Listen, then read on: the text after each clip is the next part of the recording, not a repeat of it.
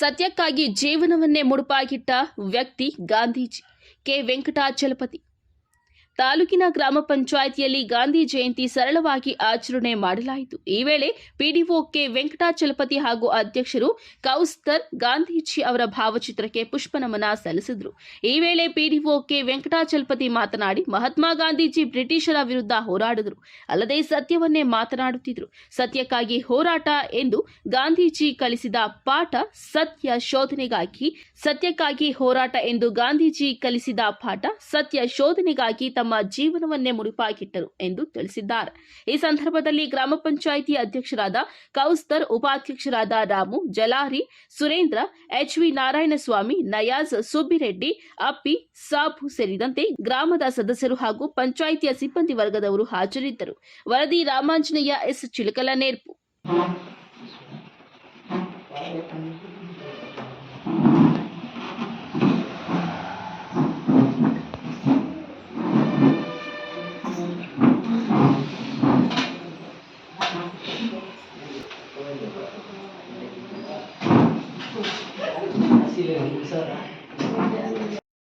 ಶುಭಾಶಯಗಳು. ಇದನ್ನು ಭಾರತ ಸ್ವಾತಂತ್ರ್ಯ ಚಳವಳಿಯಲ್ಲಿ ಬಹಳ ಪ್ರಮುಖವಾದಂತಹ ಜವಾಬ್ದಾರಿಯನ್ನು ತಗೊಂಡು ಬ್ರಿಟಿಷರ ಜೊತೆಗೆ ಭಾರತೀಯರನ್ನು ವಿರುದ್ಧ ಹೋರಾಡೋದಕ್ಕೆ ಭಾರತೀಯರನ್ನು ಸಂಘಟಿಸಿ ಅಸಹಕಾರ ಚಳವಳಿಗಳ ಮೂಲಕ, ಅಹಿಂಸಾತ್ಮಕ ಚಳವಳಿಗಳ ಮೂಲಕ ಮಂದಗಾಮಿಗಳ ನೇತೃತ್ವವನ್ನು ವಹಿಸಿ ತನ್ನ ಜೀವಿತಾವಧಿಯಲ್ಲಿ ಬಹುಪಾಲನ್ನು ಚಳುವಳಿಗಾಗಿ ಮುಡಿಪಾಗಿಟ್ಟಂಥ ಭಾರತದ ರಾಷ್ಟ್ರಪಿತ ಮಹಾತ್ಮ ಗಾಂಧೀಜಿಯವರು ಭಾರತದ ಒಟ್ಟು ಚರಿತ್ರೆಯೊಳಗಡೆ ಬಹುಪಾಲವನ್ನು ಅವರೇ ನಿರ್ವಹಿಸ್ತಾರೆ.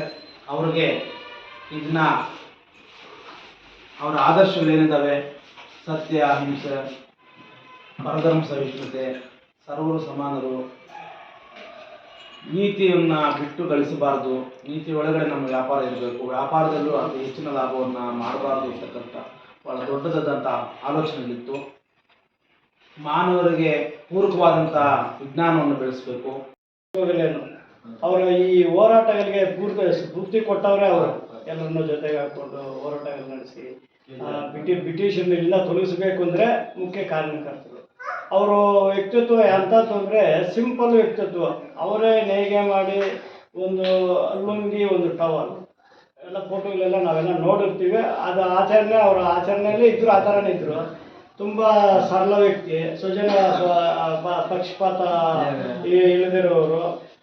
ಸರ್ಕಾರದಿಂದ ಇವತ್ತು ಗ್ರಾಮ ಪಂಚಾಯಿತಿಗಳು ಗ್ರಾಮ ಸ್ವರಾಜ್ ಆಗಬೇಕು, ಒಂದು ಗ್ರಾಮ ಅಭಿವೃದ್ಧಿ ಆಗಬೇಕು ಅಂತ ಅವ್ರ ಕನಸಿಂದಾನೇ ಇವತ್ತು ಗ್ರಾಮಗಳ ಅಭಿವೃದ್ಧಿಗೆ ಬಹುಪಾಲು ನಿರೀಕ್ಷಿತ.